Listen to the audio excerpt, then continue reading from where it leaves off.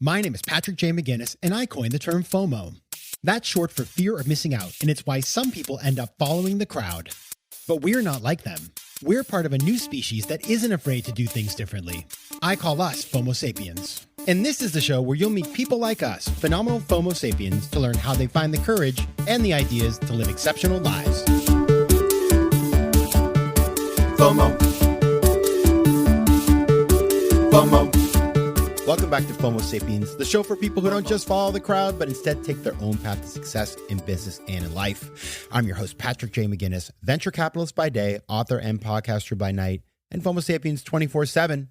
Now, today we're going to be talking about a new acronym, a cousin to FOMO, called FOPO, Fear of People's Opinions.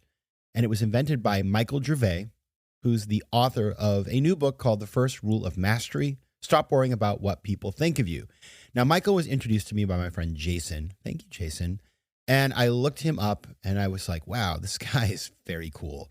He's a renowned high-performance psychologist working with organizations like the Seattle Seahawks, Red Bull Stratos, Team USA, and he just understands how to get the best performance out of people. He is also the founder of Finding Mastery, a high-performance psychology consulting agency that helps individuals and innovative companies solve the most dynamic human performance challenges through mindset training. He's also the host of the Finding Mastery podcast and the co-creator of the Performance Science Institute at USC.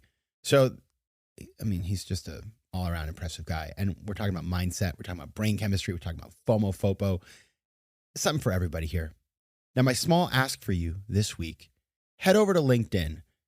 Why is that? Because there's a new commercial on my page. If you go to Patrick-McGinnis, I'm working with a company called Mercado Ads, part of Mercado Libre in Latin America. You'll be learning a lot more about this in the fall and into next year. We have a whole thing going, but the commercial is out. It's very exciting. It's kind of like Mission Impossible meets James Bond, believe it or not. Go check it out. Watch it. Let me know what you think. Leave something in the comments. I'm very proud of it. It was super fun. I will talk about how we filmed it and what I learned a little later. But just go check out the commercial because it'll put a smile on your face, I promise. All right. And now onto the interview. As you know, I start every interview with the same question. And my question to Michael was this: what's a formative decision you've had to make to get to where you are today? There's a handful of really important decisions that I've made.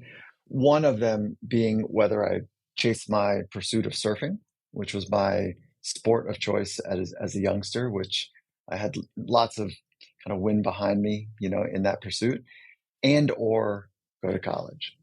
And I chose college. That was the path I chose. And so I wasn't even sure why I was choosing that, because I love surfing, but I couldn't see the future in it that I had hoped. And so I pivoted just slightly, moved into an academic field, basically, which is the study of psychology. And thank God I made that decision. Like, I'm so happy with how it went. Now, of course, I don't know how it was going to go otherwise, but that was a formative decision. And if I can just add one more, there was a moment where my wife and I, we were married for 7 years. And she says, I love you. You're a good man. I've lost my way. I don't feel the way I want to feel in a relationship. And I've told you this a bunch, and kind of it just hasn't quite worked, and it's time for us to end. And I said, oh, shit. And I was like on my front foot, going after the understanding as deeply as I possibly could the science of psychology. And I was really selfish and pursuing mastery. And she said, I'm done. And then so what ended up taking place is I moved out, which is like usually the first sign of divorce. And as a licensed psychologist, I was like, holy shit, like, I'm not sure this was not in the cards for me. And I'm super bummed on it. And we found a therapist that was awesome. And so we didn't speak for about a month. And then we found a therapist. We agreed to do the work. And it was one of the greatest decisions I think that the two of us together made, which was to give a relationship that we dearly cared about a fighting chance with somebody who is a professional. That's a really important story. Thank you for sharing it. And it's amazing how sometimes I remember there's this gentleman who I spoke to when I was writing the FOMO book, who was the head of Opus Dei in Canada. So he's a Catholic priest. And he said, we were talking about indecision in life. And I think this is going to really square up with what we talk about today, which is, people worry so much about a lot of different factors, whether it's the bright, shiny object or what people think about them. And then when something like that happens, it's a clarifying moment. And you have to sort of stop and take stock of where you are. And all of that stuff that seems so important seems completely secondary or frivolous. And you are 100%. You have the opportunity to make a choice at that moment. 100%. And I can still feel those feelings now, which has been like it was 15 years ago, that I still had that awareness about like, okay, if I take this path, man, how's that going to impact the other parts of my life? And what would people think of me if I couldn't figure out my own marriage? And I remember distinctly being over worried even at that point about what other people would think if that course of action were to take place. And so it's actually what led to you inspired me, actually. FOMO was a deep inspiration for me to introduce a concept that I've fallen in love with as well. Yeah, and the concept is the topic of your new book, which is coming out right now. It's called The First Rule of Mastery. And it's about a concept called FOPO, which I love it. Listen, I like FOMO more, I'm not going to lie, but that's my baby. But FOPO is a concept that you've come up, you've bequeathed unto the world. So it's like a cousin, like our two terms can go, when we're long gone, our two terms can hang out with each other and talk about us. But talk about FOPO. And I love early in the book, you use the example of Beethoven, who I'm a big Beethoven stan. So give us that example too, because I think it's a really great way of showing the concept. So when you introduced the word FOMO, first time I heard it, it was super casual. It was from somebody else, and I said, "Oh, that's FOMO." And I said, "What is that?" Just like everyone else said, "Oh, fear of missing out." And I go, "Oh, I know that fear." And so it was just kind of running in the background for a long time.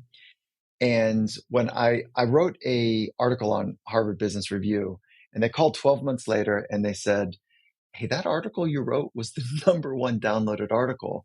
We'd love to turn this into a book."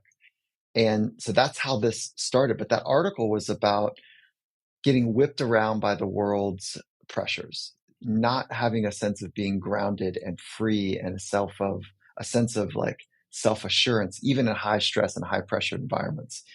And it really was about this fear of what people would think of us that is at the center of that decision-making process about how am I going to show up. And so FOMO is like not fear of missing out, like not being part of something. And FOPO is what happens when I know I'm going to show up to something, but I've got that anxiety that is part of the experience. And essentially, that's how it started. It was like a little bit of wildfire. It was fire. It was accidental. And then I took the concept and said, okay, what is the neurobiology? What's the psychology? What are the behavioral levers of it? And spent about 2 years doing a deep dive on research about the first rule of mastery, I believe, is working from the inside out. Mm. And when you do that work, FOPO, which I've come to understand for me in the world that I live in, is one of the greatest constrictors of human potential. The fear of what they might think of me is one of the greatest constrictors of how good and how free somebody can be in life. And so that's essentially what the book is about. And Beethoven, bring in the Beethoven here, because I think that's a really great way to show it in the real world. So for a long time, I thought I was a bit alone in this high anxiety of what other people would think of me, whether, it was informing the way I made choices, the words I chose, the jokes I laughed at, that I didn't laugh at. It just was in part of everything. And I thought I was alone in it. And then as I became more entrenched in the world of high performance psychology and elite athletes, they would talk about something akin to that as well. The pressure that comes from letting people down, the pressure that comes from being scrutinized, millions of people at a time. And so I started to tune to it a little bit more. And then I came across, I'm fascinated by the greats. The path of mastery is what I've basically dedicated my life towards, understanding those best practices of what those intrepid explorers of human potential do. And so as I'm studying Beethoven, one of the greats, a bit of a punk rock approach to classical music, and he had FOPO, and I couldn't believe it. And when I tripped across it, it just freed me in so many ways, because I was like, yes, like this is ubiquitous, like that so many people have it. And the way he experienced it is one of the greatest composer, one of the greatest pianists of all time. And he would walk around as if he was aloof, as if he was better than other people, not because he believed that. Well, at some level he did. His narcissism was pretty high, but primarily in this, I'm talking about in his 20s, 30s, primarily because he couldn't hear. He had lost his hearing. He was beginning to lose his hearing. And he was so ashamed of how somebody of his stature in the world of politics and the world of power, and certainly in the world of music, he had great influence during his time, that he was terrified of what people would think of him. How could somebody of my stature be so deficit in the thing that is required to produce great music, which is his hearing? And so he went into a dark cave, suicidal, depression, overwhelmed by this malady that he had, and this fear of what people and how they were going to judge him if they knew that he was, of all people, deaf. So he went away for about a year. And during that time, it was a very dark time for him. I think most of us would recognize Beethoven from one of his great compositions, which is dun dun dun dun. And Fifth Symphony, right? Fifth, yes, Third Symphony movement. number 5. Mm-hmm. Yes. Oh, there you go. You really did. I love my Beethoven. Yeah, I do. And so that is potentially, because we're not quite sure, we haven't been able to interview him, and some of the transcripts of his communications are suspect, but that was maybe him banging on his piano, like, why can't I hear this? Why can't I hear myself? And it was that bang, bang, bang, bang. And then he like, it was a light bulb insight moment, like, wait, I heard that and I felt that, and kind of turned it into one of the most recognized riffs of all time. FOMO. By the way, I want to correct myself. That's the first movement. I prefer the third movement, but that is the first movement. It's interesting because I recently, just to your point, like I went to see Rachmaninoff's Piano Concerto No. 3 with the New York Philharmonic, and there was a note in the program that said that Rachmaninoff had some early success and then became very fearful that he would not live up to his expectation and what the people would judge him. And so he stopped writing. He had terrible writer's block that he cured it by going to a hypnotherapist who he then dedicated the piece to. So it's just like what I think, what it says to us here, a couple of things. Number one, it says some of the greatest people who have bequeathed, their skill and given us some of the most beautiful, amazing things, whether it's in sports or business or whatever, the arts, they suffer from this. And second of all, and you kind of reference this is coming from a place of feeling of lack, which is so interesting but it happens all the time. You always hear about these people who are at the top of the world externally, but internally are suffering. And so this is something that is pervasive for people at all levels of the quote unquote, sort of ladder of success. I love that you are kind of wrestling it down to where we meet it, which is wherever we go, we have our mind. And our mind essentially is this filter that we make sense of ourselves and the world around us. And our brain, that tissue that sits in our skull, it's got a bit of a different dictum. The dictum of the brain, not the mind here, but the dictum of the brain is for safety, to figure out how to scan the world for all the dangerous things and adjust accordingly. And that's where we believe emotions come on board, is because they help us sense things that are dangerous, and emote, meaning to move. And so emotions help us respond to threats and respond to connections. So belonging is safety. So our brains are wired to keep us safe. And part of that is to be in the middle of the pack. And we are incredibly sensitive to other people's judgment and critique. And because if they're going to reject us, Allah, kick us out of the tribe, survival was certainly at risk. And so being part of and belonging is part of our DNA for survival. It is incredibly powerful as a mechanism. And it's up to us to program our psychology, to work with our psychology, to be able to tamp down, to take care of this brain's dictum that has been around for millions of years. We no longer have the same tribal structure that we had hundreds of thousands of years ago. So we have an ancient brain trying to solve modern problems. And the modern problem of getting kicked out of the tribe for survival is not one of them. But we're so tuned to criticism and judgment because it is the first entry point into potential rejection that what we end up doing is we scan for body language and micro expressions and words and silence and inactions and trying to figure out if we're okay. And so if we come from a position of lack, I'm not sure if I'm okay, and our brain is designed to keep us safe, what we end up doing is making sure we're okay. So we worry, are they going to accept me?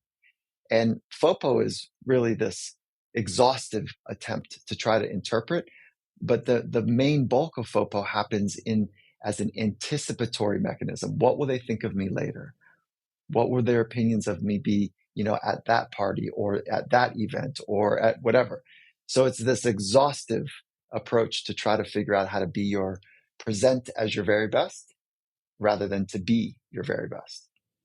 Yeah, it's so fascinating. You talk about the ancient brain. I mean, these responses are codified into us because they were protective. Like if you didn't have them, you could get separated in the group and you're going to get eaten by a wildebeest or whatever, was around back then.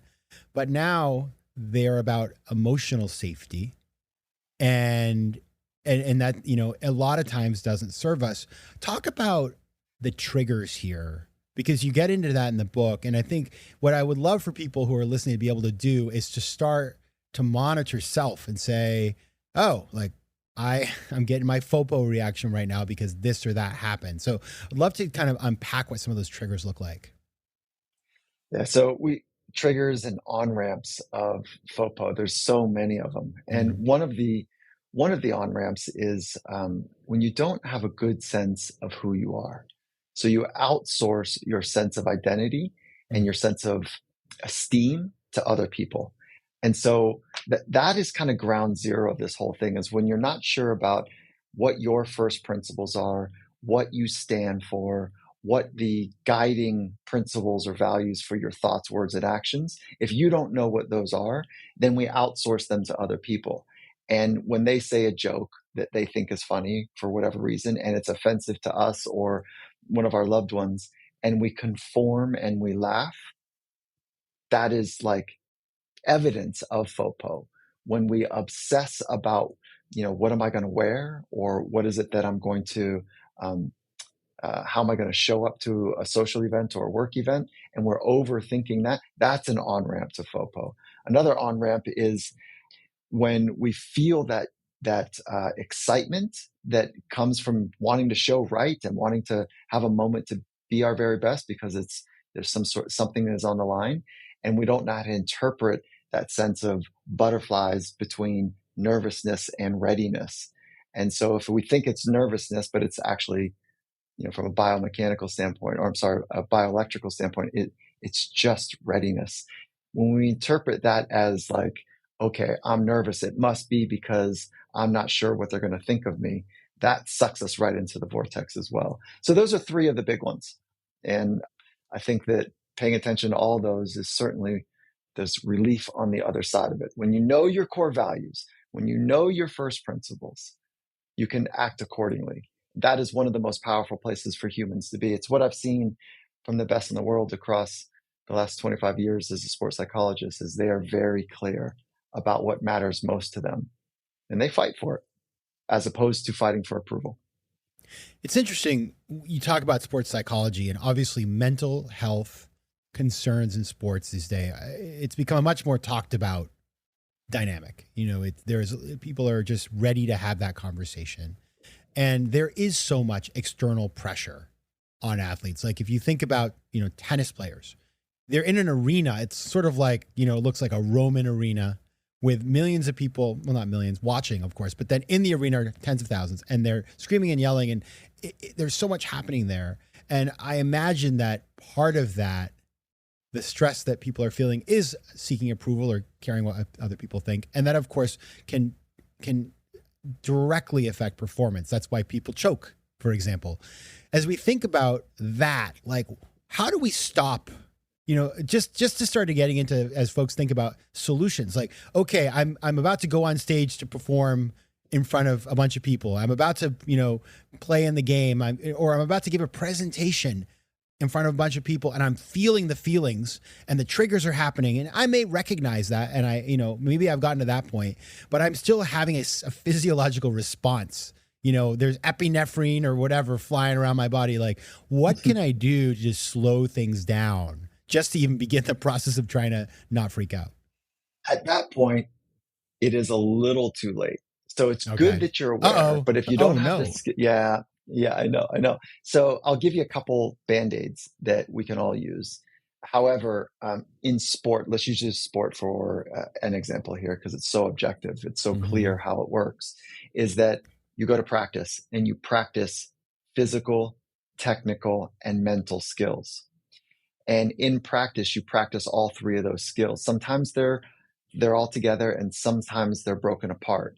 And I'll put a pin right now in mental skills for a moment. But just to drive the point home is that they practice their physical and technical skills. And then game day, there's not anything new that they're expected to deploy.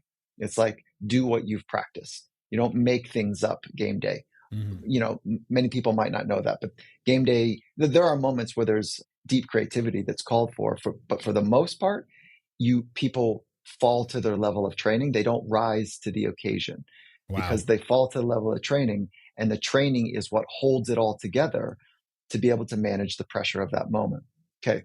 So what you just described, as you're walking on stage and you're giving a presentation and you feel your heart rate pounding as they're about to introduce you, or 45 seconds before you're about to go on, you can feel that stomach activation, your heart rate's pounding, your breathing is kicked up, you feel that temperature, you got a light sweat across your forehead, or maybe there's some jitters in your hands. All of that is readiness to go. It's just a bit too much. And so that is the mental skill. To be able to know how to work with that needs to have some sort of strength to that mental skill. So it's breathing and it's self-talk. So the three kind of foundational skills in performance psychology are awareness. Increasing your awareness puts you way upstream. So you're not trying to panic before you're about to go over the falls, right? So you go way upstream. So you recognize the thoughts and the interpretations that you're having that switch you on, that get you ready for something. So if you know how to work with your own thoughts, you slide in to that presentation state. You slide into that ideal state as they're calling your name. But so here's the shorthand, right? If you're feeling all that stuff happening, best practice here is deep inhale, take an extra little sip at the top with a long exhale. If you did those 3 times, you'd create some combustion, some physiological combustion, and then a long exhale sends a signal to your brain that we're safe. So I'll model it for you really quickly. So it's a big inhale and an extra sip, and then a long, quick exhale. Okay, so that's some interesting research that's taking place. The other research, this has been around since like the mid 80s, is that you would take a deep inhale in, second little inhale, so like you're topping it off, and then you would squeeze all of your muscles at about 70 to 80%. So you would squeeze your glutes, your hamstring, your fish, your back, your chest. You'd squeeze everything at about 70, 80%. And then on the exhale, you'd let go of all your muscle tension. And then you'd let go of a long exhale, which is pairing a signal to your brain that you're safe. So you get this nice little release and dump. Now, those are like the emergency parachute if you're skydiving. You don't want to have to use them. They can work. Usually, most of the time, they work really well. But if they're not going to work and they're not practiced, you kind of don't know. And so the best order of business is to go way upstream and do exactly what elite athletes do. And they've been doing this for a long time. And now they're talking about it. They train, they want to be great. So they fundamentally organize their life to work at their edge of their capacity. So they train themselves technically, physically, and mentally in high stress environments. And they learn those skills in quiet, soft, non-stressful environments. And then they move them a little bit faster, a little bit faster, a little bit faster. So then they move up to rubber bullets, so to speak. And then game day is live bullets. But they start with like awareness training via meditation, via film study, so they can have feedback based on some other expert's interpretation of how they're doing. So that's a relationship piece when somebody's pointing out blind spots or pointing out things that are not good enough and pointing out things that are really good. So there's, again, mindfulness or meditation, conversations with people that know a lot, people of wisdom or people of high performance. And the third is journaling.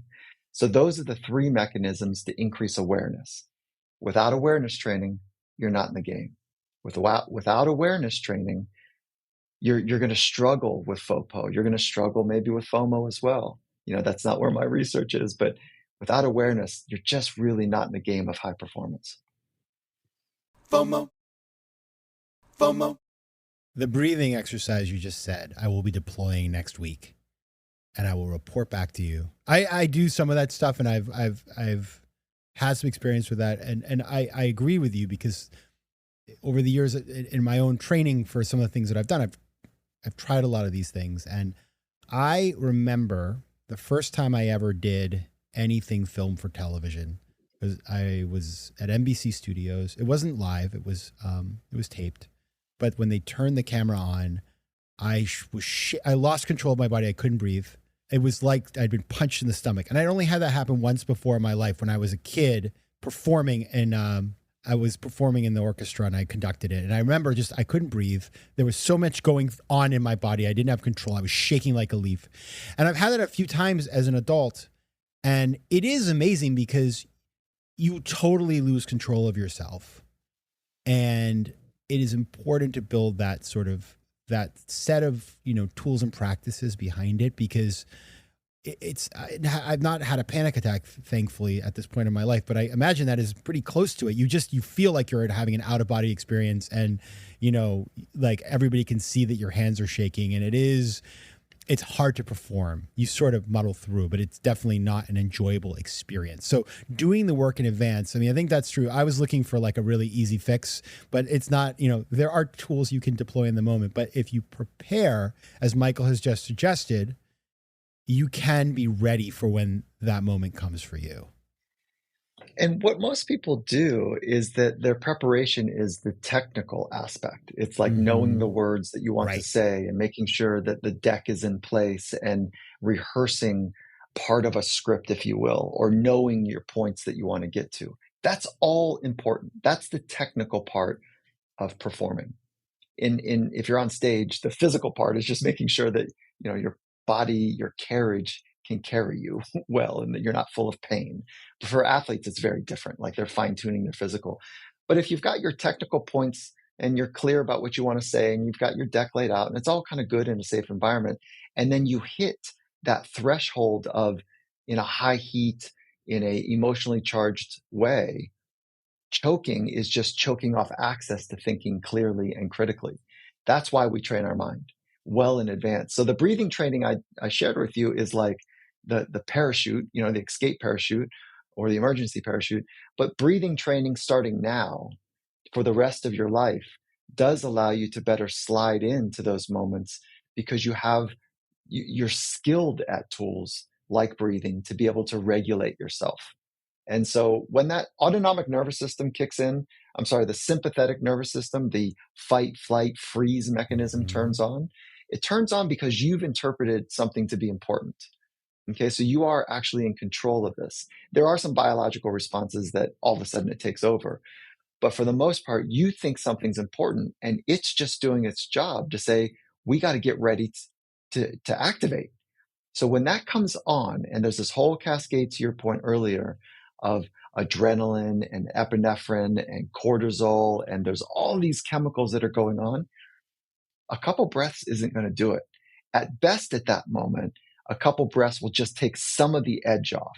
Mm-hmm. But it takes about 30 to 45 minutes to clear your body of adrenaline and cortisol. By that time, you're already off stage. So a little bit of breathing right before can take some of the edge off. But if your breathing training has set you up and your awareness training, maybe it's mindfulness or meditation, and you're really aware of the thoughts that key you up or screw you up or get you tight, and you're working with those thoughts upstream, that's what mastery of self is.